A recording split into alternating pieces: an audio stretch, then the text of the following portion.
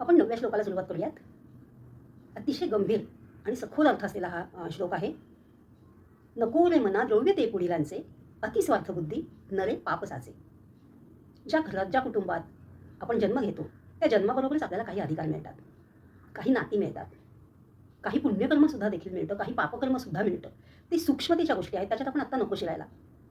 पण त्याचा बेस या ओळीमध्ये असा दिसतो, की तुम्ही तुमच्या वाडवडिलांची जबाबदारी घ्या. तुम्ही आईवडिलांची जे नातं आहे ते निभावा, कर्तव्य तुमचं पार पाडा. पण त्यांच्या इस्टेटीवर, त्यांच्या द्रव्यावर किंवा पूर्वजांपासून आपल्याला मिळालेल्या प्रॉपर्टीवर तुम्ही आसक्ती ठेवू नका. बाय बर्थ, बाय लॉ ते तुमचं आहे.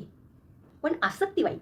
ती आसक्तीच तुमचं रूपांतर नंतर इच्छेत होतं आणि तीव्र इच्छेमधून मग पुन्हा आपल्याला विकार जडतात. तीव्र इच्छा म्हणजे पुन्हा मोह, मग मोहातून मत्सर, मग ती कॅल्क्युलेशन्स, मग भाऊबंदकी आणि शिवाय त्या प्रॉपर्टीमधनं ज्या पद्धतीने ती मिळवली आहे त्यातल्या त्या भावनासुद्धा येतात. माझा विश्वास आहे प्रत्येकाचा असेलच असं नाही, पण आपण प्रॅक्टिकली विचार केल्यानंतर असं मला जाणवतं की ते नको रे मना असं का म्हणलेलं आहे?